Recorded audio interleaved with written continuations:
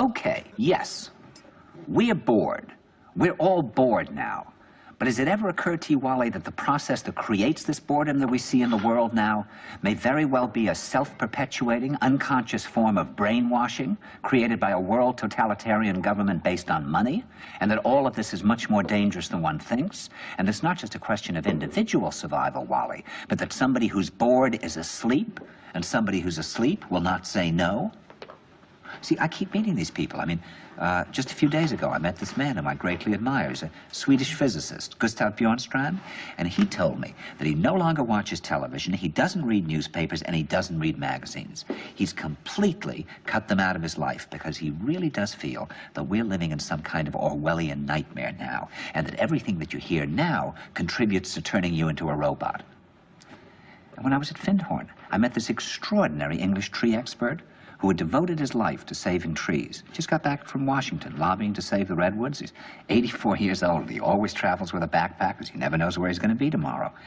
And when I met him at Findhorn, he said to me, "Where are you from?" And I said, "New York." He said, "Ah, New York, yes, that's a very interesting place. Do you know a lot of New Yorkers who keep talking about the fact that they want to leave but never do?" And I said, "Oh, yes." And he said, "Why do you think they don't leave?"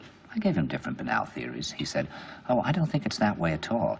He said, "I think that New York is the new model for the new concentration camp, where the camp has been built by the inmates themselves, and the inmates are the guards, and they have this pride in this thing they've built. They've built their own prison, and so they exist in a state of schizophrenia, where they are both guards and prisoners, and as a result, they no longer have, having been lobotomized, the capacity to leave the prison they've made, or to even see it as a prison."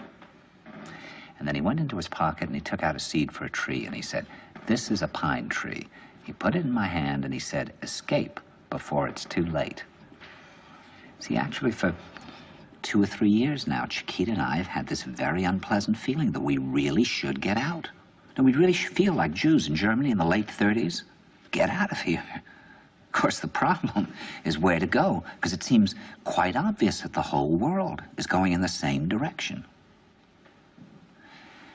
See, I think it's quite possible that the 1960s represented the last burst of the human being before he was extinguished, and that this is the beginning of the rest of the future now, and that from now on there'll simply be all these robots walking around, feeling nothing, thinking nothing, and there'll be nobody left almost to remind them that there once was a species called a human being, with feelings and thoughts, and that history and memory are right now being erased, and soon nobody will really remember that life existed on the planet.